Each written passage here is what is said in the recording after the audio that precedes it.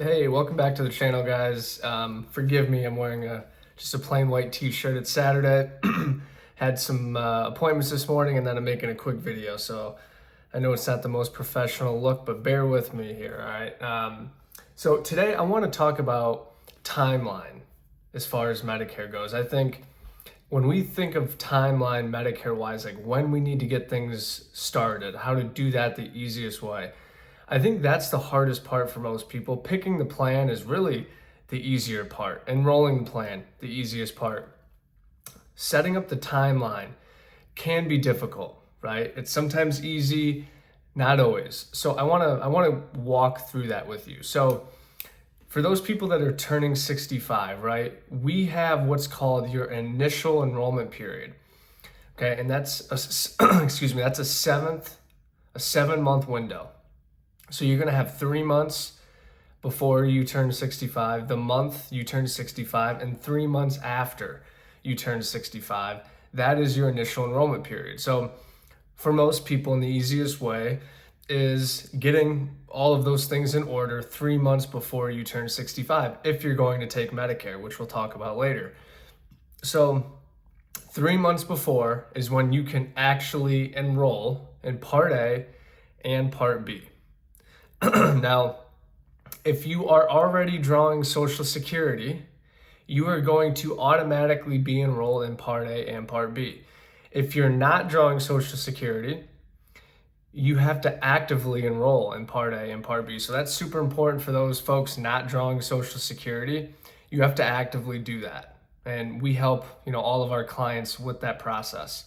So 3 months before, you can actively enroll in Part A and Part B. And then let's say your birthday lands on September 5th. Your Medicare A and B and whatever plan you choose is going to start September 1st.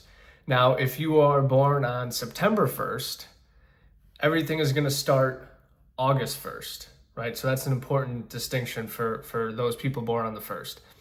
Now, the argument, or part of the reason that it can be confusing, is deciding if you are going to take Medicare or not. And there's a few scenarios where you are going to have to take Medicare.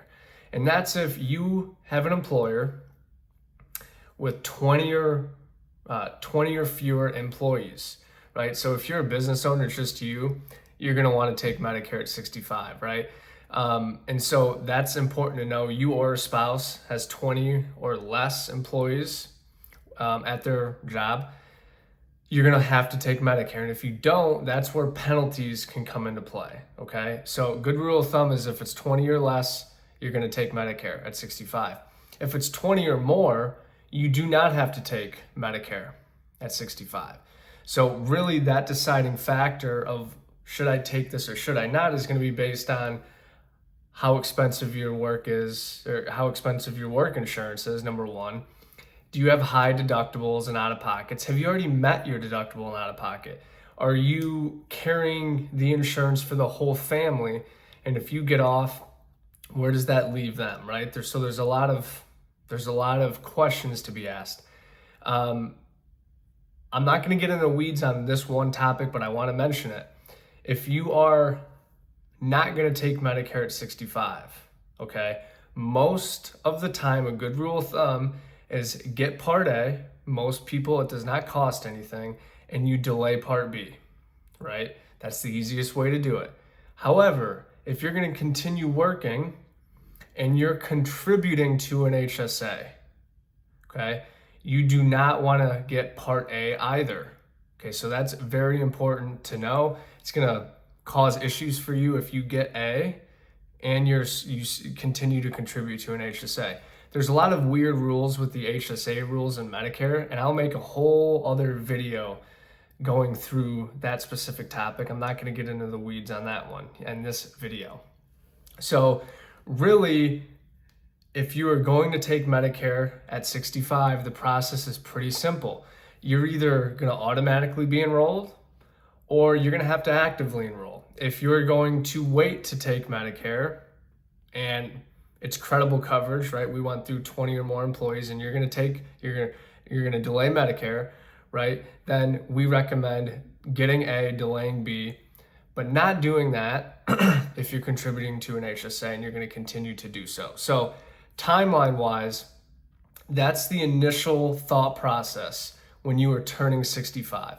Those are the things you're thinking of. Am I drawing Social Security or not? Okay. If I'm not, here's what I have to do. Am I going to take Medicare, right? We go through, do I have 20 or less employees at my job? Do I have 20 or more, right? And from there, once you understand those, then you can go further and see what makes sense. So this is the hardest part. It's kind of the most confusing part of all these deadlines and timelines. But that good rule of thumb is going to save you a lot of headache, a lot of time, and potential penalties as well. So I hope this video helped. I'll go into detail on certain aspects of this process that I talked about, but for the majority of people, this is where you start. So I really hope that this, short video helped. I always try and make these videos as short as possible because there's so much information out there, as you guys know, and who has time to listen to a 30-40 minute video? You're gonna get lost, right? You don't even need to know all of that info. So I really hope this helps. If you guys have questions, all of my information is down below. You can reach out to me. It does not cost to use me, by the way.